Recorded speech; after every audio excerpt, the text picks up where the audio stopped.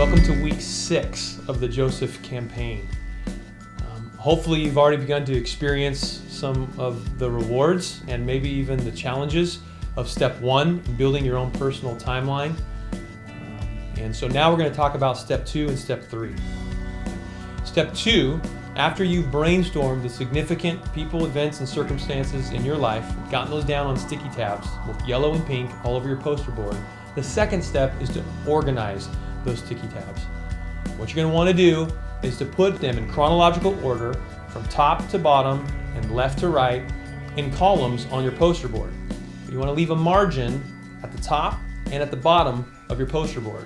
To give you a sneak peek of what it's going to look like when you have a timeline complete, something like, this is mine from over 10 years ago. Okay, I've kept with me and added to it. So you can see here, I put them in chronological order from top to bottom and left to right, and I left a row of margin at the top, which we'll talk about in just a moment, and at the bottom. And you see that's where the other colored sticky tabs come into play as well. Okay, so step 2 is simply to organize your brainstormed sticky notes, what you already have on your poster board, and put them in chronological order.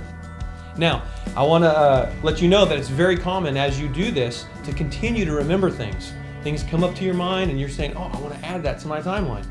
Go for it. Keep some sticky tabs handy nearby, and just as soon as you can, add it to your timeline. You can add things to it as you go. It's not uncommon for things to continue to come to our mind as we work through this process.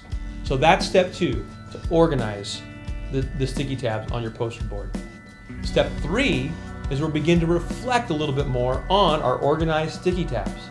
So step 3 is where we're going to reflect and then write. And what we're working on here with step 3 is we're going to use the blue sticky tabs, and we're going to think of 3 to 5 life phases or chapters. In other words, as you look at your life on these sticky tabs on this poster board, what are the chapters that emerge as you reflect upon your timeline? So think in terms of 3 to 5 phases or chapters, and write those on the blue sticky tabs at the corresponding place along the top of your timeline.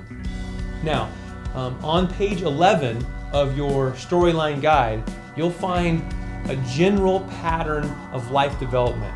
It's based on the work of Dr. J. Robert Clinton, who's done a lot of work in this area in terms of life development phases.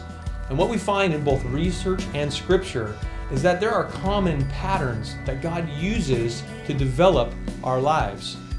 So there are 6 phases that are given there on page 11. So look that over, think about that, use that to help you as you think about the phases or chapters that have emerged in your story.